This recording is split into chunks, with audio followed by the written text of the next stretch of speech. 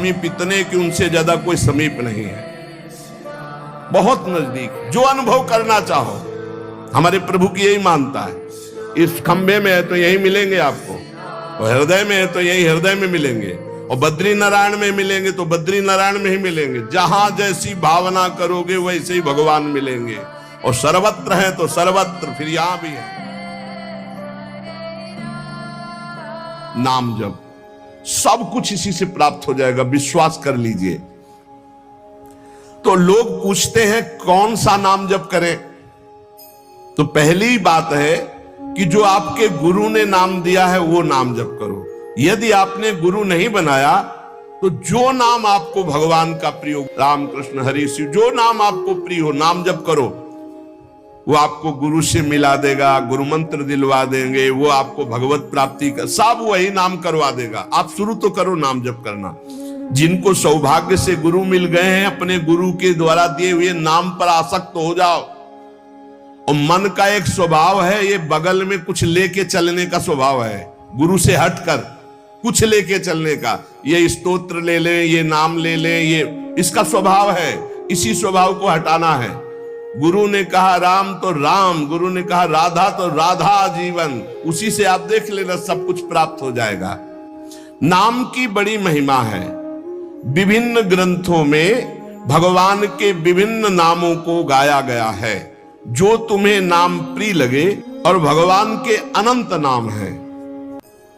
सभी भगवान के नाम समान बलशाली हैं, पर विशेषता होती गुरु प्रदत्त नाम में।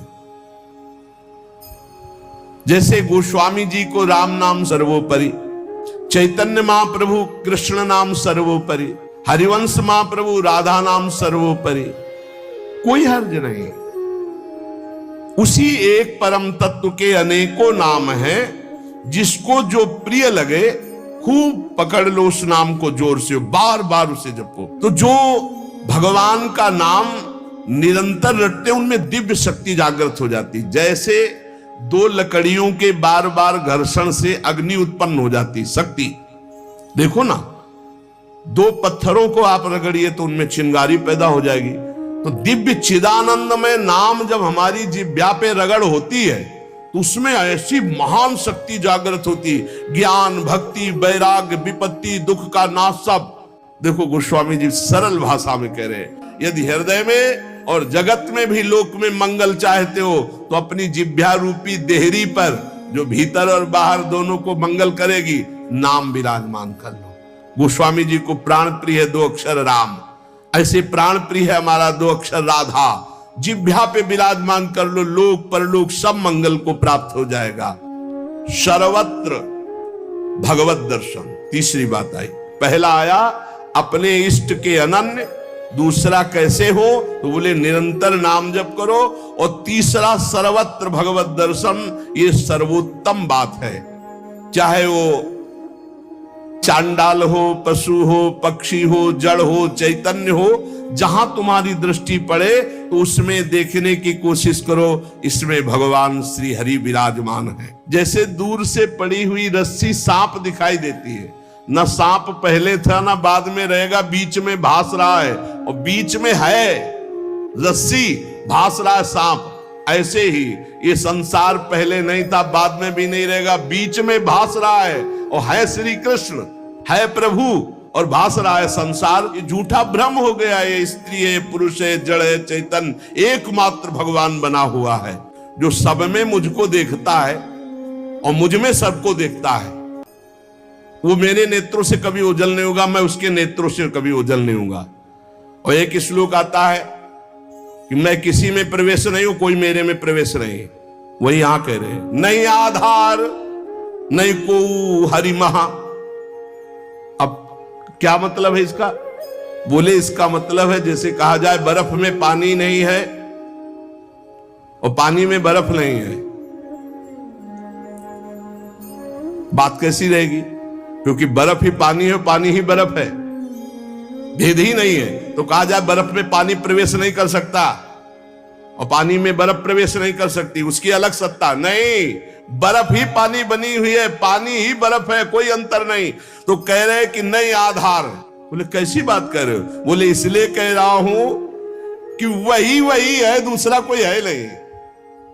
प्रभु किसी में प्रवेश नहीं करते क्योंकि प्रभु ही है पहले से, तो किसी में प्रवेश करे? और कोई प्रभु में प्रवेश नहीं कर सकता क्योंकि कोई है ही नहीं, प्रभु ही है। स्वयं हरि जगत बने हुए हैं, सब कुछ ये हरि बैठे हैं। बस ये नेत्रों का हमारा दोष हट जाए, चश्मा बदल जाए, केवल हरि है। सिय राम मैं सब जग जानी, मानी नहीं जानी, जान के देख के। अति समीप, भगवान कितने समीप है? आपके समीप इतने कि उनसे ज्यादा कोई समीप नहीं है, बहुत नजदीक है। इतने नजदीक है कि अपने आप से भी नजदीक हरि है, अपने आप से भी। आप अभी अपने को शरीर मान रहे हैं या मन मान रहे हैं या स्वभाव मान रहे हैं, स्थूल सूक्ष्म कारण तीनों से नजदीक भगवान है। और इतने दूर हैं कि जन्म जन्म लग जाएंगे खोजते हुए, मिलना बहुत कठिन है। क्यों? क्योंकि बाहर खोजने से नहीं मिलेंगे, अंदर डूबने से मिलते हैं। अंदर जो लौट कर डूब गया वो पा गया हीरा, और जो बाहर चाबी घर में खो गए हैं और बाहर जंगल में पूरा जीवन ढूंढो, मिलेंगे क्या? घर में लौटो, अंतर में आओ, बहिर्मुख बात छोड़ो, अंतर्मुख हो करके एक चरणदास चित्त मनंतई से अकेले अंदर घुसो। कुछ लेके नहीं जाओगे, प्रेम गलियत साकरी, जितने संबंध सब ये बोझा है, नहीं ले जाओगे अंदर। अंतर्मुख अकेले होकर असंगो हम, और फिर ढूंढो तो मिल जाएगा, वही मिल जाएगा। और जब वो मिलेगा तो ढूंढने वाला नहीं रहेगा, केवल वही वो है जो अनुभव करना चाहो। हमारे प्रभु की यही मानता है, इस खंबे में है तो यही मिलेंगे आपको, और हृदय में है तो यही हृदय में मिलेंगे, और बद्री नारायण में मिलेंगे तो बद्री नारायण में ही मिलेंगे। जहां जैसी भावना करोगे वैसे ही भगवान मिलेंगे। और सर्वत्र है तो सर्वत्र फिर यहां भी है। कैसे भगवान समाये हुए हैं? जैसे दूध में घी। अब दूध में पूड़ी बनाओ, नहीं बन पाएंगी। अब प्रक्रिया है, दूध को दही जमाओ, दही का मंथन करो, मक्खन निकालो, मक्खन को सिराओ, घी आ गया। ऐसे ही गुरु प्रदत्त साधना के बिना यह दृष्टि नहीं प्राप्त हो सकती। सर्वत्र श्री भगवान है।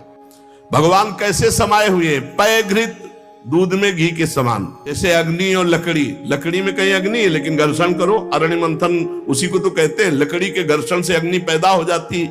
जैसे एक छोटे से बीज में पूरा वृक्ष है, उसकी डाल भी है, उसका पत्ता भी है, उसका फल भी है, लेकिन उसको जब आप भूमि पर प्रक्रिया से गाड़े, बीज अंकुरित हो, तब आपको यह अनुभव में आएगा।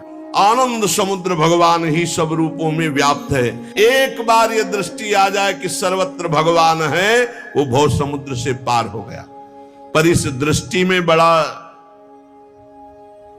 धैर्य की जरूरत है, क्योंकि जहां आपकी दृष्टि हुई तहां माया अपना रंग शुरू कर देगी। जब देखने चलोगे ना भगवान को, तो ये द्वंद अपना आक्रमण करेंगे। कभी सुख फंसा लेगा, कभी दुख, कभी लाभ, कभी हानि, कभी मृत्यु का भयावा, कभी मान, कभी अपमान। जो इन सब में भगवान को देखता है वही निकल पाएगा। बड़ा कठिन है जब कोई अपमान करे उसमें भगवान देखे। बड़ा कठिन है जब कोई मारने आवे, कोई कहे आओ भगवान मार दे आके। ऐसा बड़ा कठिन है। कोई हमें गाली दे, हानि करे, तिरस्कार करे, हम उसमें भगवान देखें, लेकिन है भगवान। बहुत कठिन है। भगवान एक ऐसी स्थिति दे तभी होता है, नहीं तो ऐसे। अब नामदेव जी ने जब कुत्ते में भगवान को देख लिया, भूत में भगवान को देख लिया, तो एक भगवान से सख्य भाव से बात करने लगे। एक दिन कहा, विठ्ठल भगवान, पांडुरंगा,